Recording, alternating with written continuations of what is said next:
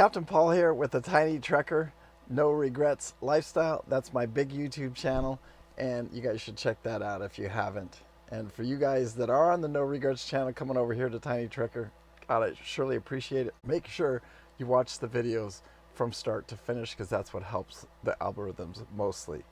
Anyway, I want to talk a little bit about my RVing experience because a lot of these videos, I don't do a lot of talking. I just kind of share my day with you. But today I want to not just share my day with you, talk about my RVing experience and how many different RVs that I've owned in my lifetime and how long have I lived full-time in RVs, because it's been quite extensive. So in 2010, 2011, 2008, that whole crisis thing, I lost my house and we went to RV living, and we were able to, after losing our house and losing everything, we were able to very quickly come back, buy an RV, and we lived full-time in that RV for probably about the next 7 years. And that was in 3 different, actually, RVs, and they were all pull-behind trailers.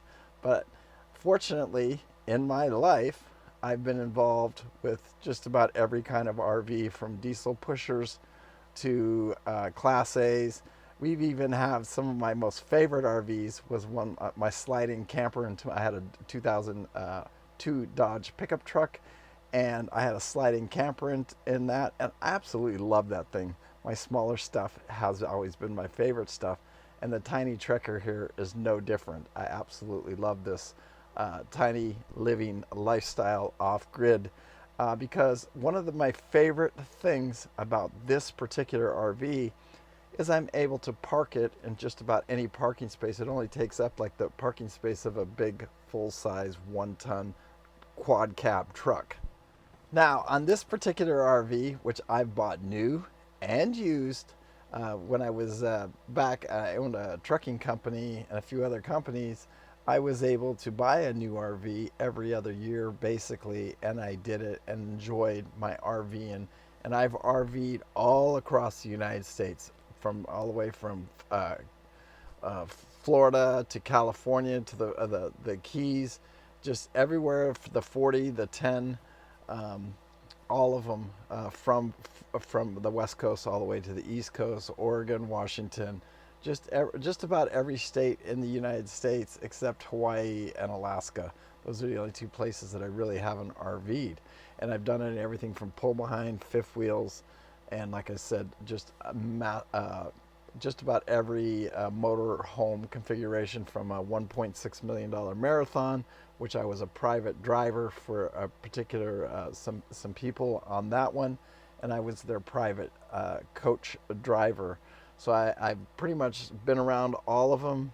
And this RV here, the Tiny Trekker, like I said in my first video, I picked this thing up for $5K. But now that I've had to live in it for a few minutes to understand what I needed out of it and what I wanted it to do. And it's taken a few minutes, and I suggest that for everybody.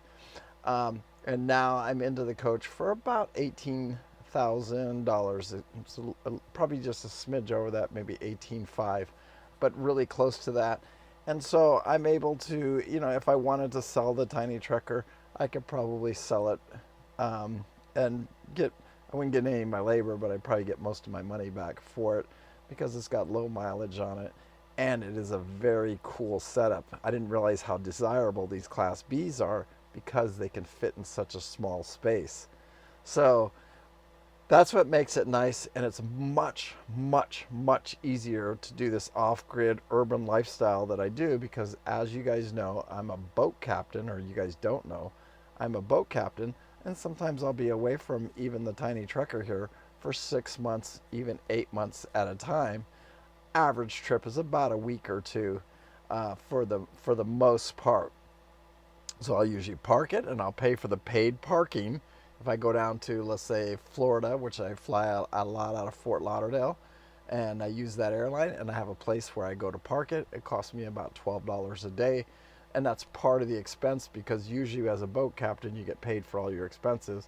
So then I just back charge it to whatever job that I'm on. So those days, it is in a paid parking location, but it's typically 12 to 15 bucks a night for that.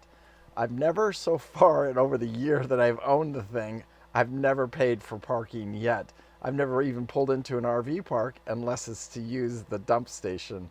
That's the only time I've ever pulled into an RV park.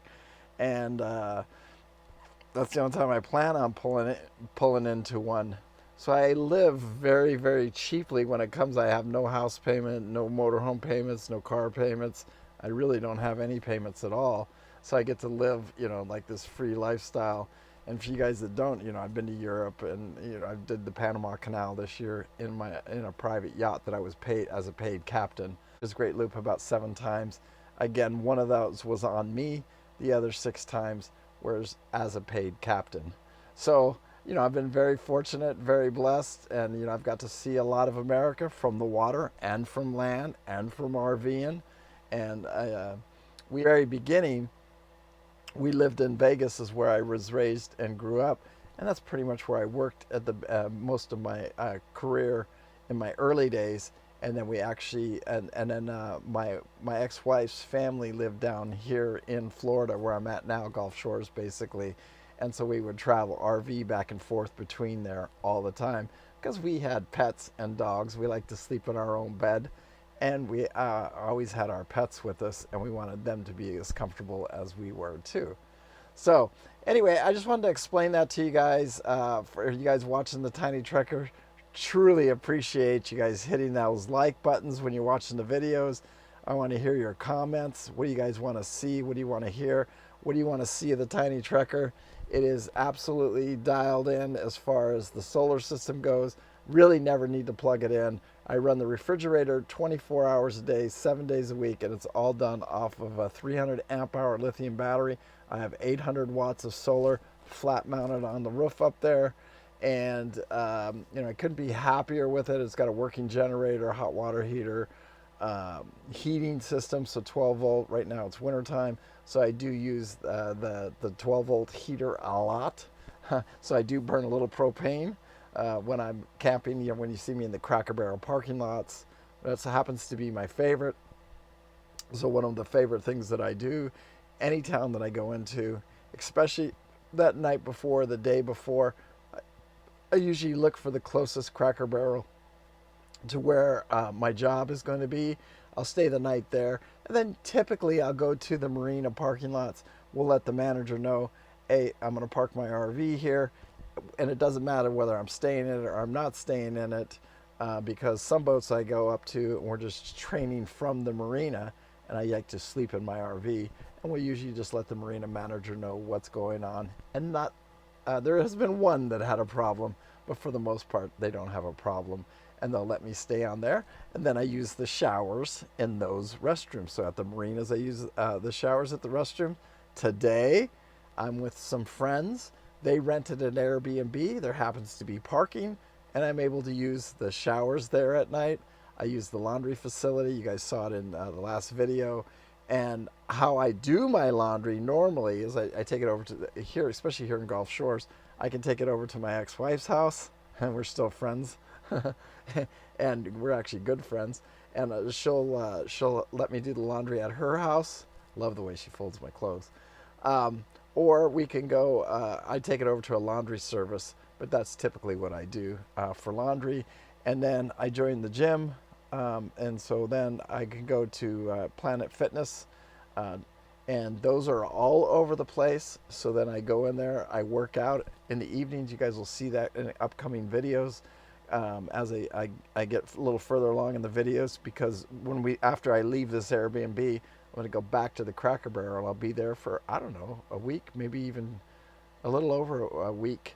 But every night before I go to the Cracker Barrel, I will go over to the gym. I will work out for 30-40 minutes and then take a shower, and that's how I'll end my day. And you'll see that in the next upcoming videos in the next week or so. You'll see those things, but it's how I do it. This RV does have a working shower. I have showered in here, but I don't like getting my bathroom all wet, and I prefer to use I use the toilet all the time. Expect my age, 62 years old. Come on, we all use it. So, and I don't like to get it's a wet head, so you have to the floor gets wet and everything gets wet, and I have to dry all that up. So I prefer not to shower in the RV. Also, this is a very small RV. It only has about a 35-gallon water tank, which will last me about 2 weeks if all I'm doing is a little bit of dishes and drinking a little bit of coffee.